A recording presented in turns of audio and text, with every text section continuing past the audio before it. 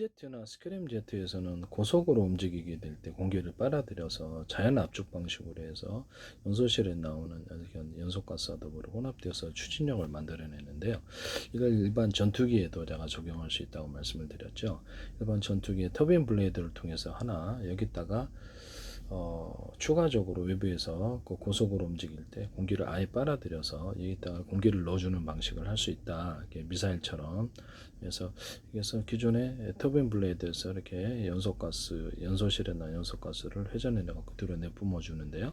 노즐을 통해서 여기다 아예 이것을 자연 공기식으로 빨아들여서 넣어주면 추진력이 더해질 거라는 거죠.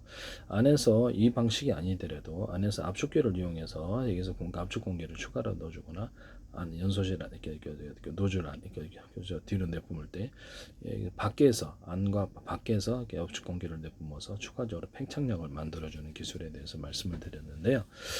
엔진에 보면은 연소실이 보통 8개짜리다 이렇게 있으면은 대중서로 넣는 기술을 연소실을 거기다가도 각각의 이렇게 보통 드론 같은 데는 3개나 2개, 1개 있을 수 있는데요. 여기다가 터빈 블레이드가 1개짜리, 2개짜리, 3개짜리 미니로 들어가서 추진력을 만들어낸다면 단가도 싸고 하나 고장나도 다른 게 작동함으로 계속 움직일 수 있다는 게 제 생각이거든요. 이런 형태는 되게 없는 케이스인데요. 그러면 연소실이 8개짜리다. 그러면 8개짜리 각각 그 터빈 블레이드를 넣어준다는 언오프를 할 수 있고요.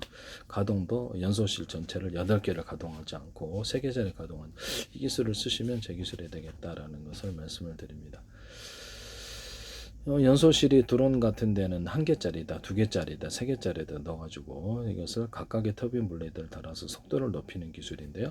하시면 제 기술이 되겠다라는 것을 이것도 외부 공기를 드론에다가 빨아들여가지고 자연 압축 방식으로 해서 램제트나 스크램제트처럼 해서 이렇게 공기를 좀 더 넣어줘가지고 추진력을 더해줄 수 있습니다.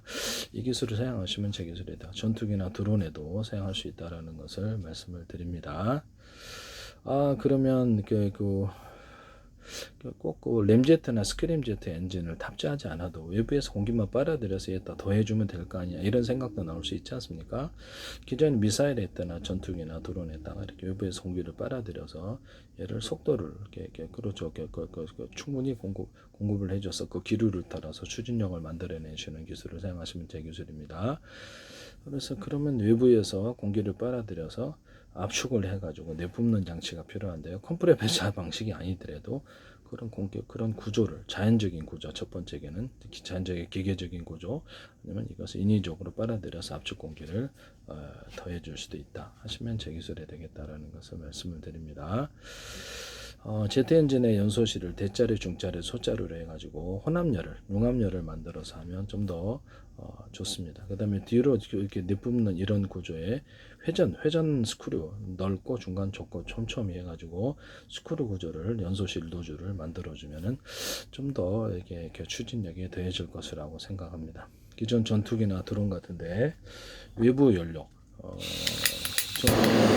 미사일 같은데 외부 연료를 고체 연료 모듈을 10개짜리 작은 구조를 만들어 준다는 연소실까지 해가지고 이렇게 만들어 주면은 되게 뭐 언어풀을 8개짜리를 탑재했다 그러면 언어풀을 쓸 수 있다라는 것이죠.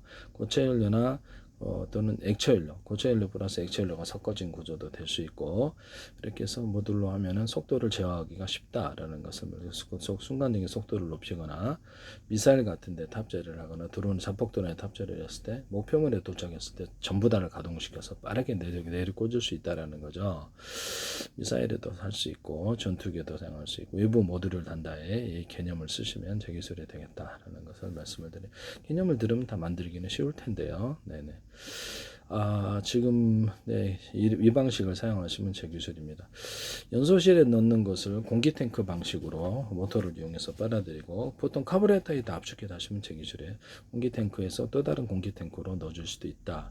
이런 부분을 말씀을 드립니다. 그래서 이게 앞뒤 위아래 좌우로 이렇게 연소실을 놔가지고 구형태 비행체를 만들어서 미사일이면 이렇게 싹 피하자는 거죠. 미사일이면 싹 피하고 잠수 정도 이렇게 어떤 프로펠러 방식이나 이런 방식으로 해서 앞뒤 위아래 좌우로 프로펠러 둬서 이렇게 움직인다는 거죠. 잠수함 같은 데도 쓸 수 있겠네요. 공기 탱크 방식으로 받아도 연소실에서 내뿜어주기만 하면 될 거 아니냐. 그리고 그 연소실마다 작은 터빈 블레이드를 연소실 하나하나에 넣어주면 이거 큰 연소 터빈 블레이드 없이 뭐 우크라이나에서 드론에다가 작은 이게 터빈 블레이드를 하나 넣어줘갖고 추진 구조를 만들던데요. 이만한 놈이던데. 네네. 그거 그렇게 하면은 빙체 큰 터빈 구조 없이 연소실 하나하나마다 터빈 블레이드를 만들어주는 방식을 하면 작은 놈으로도 여러 개를 가동해서 한다는 거죠. 그 중에서는 대자리, 중자리, 소자리도 있을 수 있겠다. 직렬과 병렬식으로 이렇게 앞뒤 위아래 좌우로 놓되 거기에서 추진력을 만들어낼 수 있을 만큼 공기 탱크를 빨아들여서 공기 탱크 압축 연소실에 넣어주고 그 역할을 해주고 작은 놈들을 달아가지고 얘는 그냥 그 뒤로 연소실에 나오는 공과 압사가스를 뒤로 내뿜는 추진 구조로만 만들자는 거죠. 하시면 제 기술이 되겠습니다. 남의 기술을 무단으로 사용하지 마세요. 연소실 하나가 고장나도 다른 것이 가동할 수 있으므로 추락은 하지 않습니다. 공기를 빨아들일 때도 공기 탱크 방식으로 모터를 이용해서 빨아들이므로 거기 안에 들어가 가지고 새 같은 것이 들어가 추락하는 일도 없고요. 항공기 같은 데는 되게 괜찮지 않나요? 네네네. 하시면 제 기술이 되겠다. 공기 탱크를 여러 개 쓰면 되죠. 네네. 이렇게 되면 되게 단가도 싸게 만들어질 수 있고 큰 대형의 어떤 터빈 블레이드를 통해서 연소실을 통해서 추진하는 것보다 작은 연소실 하나하나마다 하면 고장 나도 나머지를 가동할 수 있다라는 거죠. 하시면 저기 그쪽에서 연소실이 대자리, 중자리, 소자리도 있다. 그렇게 해서 융합열을 대자리, 중자리, 소자리가 연소실의 열을 그렇게 뿜어내면 강하게 융합 현상이 일어나는데요. 이렇게 하시면 제 기술이 되겠습니다. 좀 더 그렇게 추진력이 세질 건데요. 그러면 연소실 하나마다 큰 놈에는 큰 블레이드 달고 작은 놈에 작은 블레이드를 달자는 거죠. 그래서 이게 내뿜는 이게 공기 통로를 노즐을 여러 개로 만들어주는 기술입니다. 남의 기술을 무단으로 사용하지 마세요.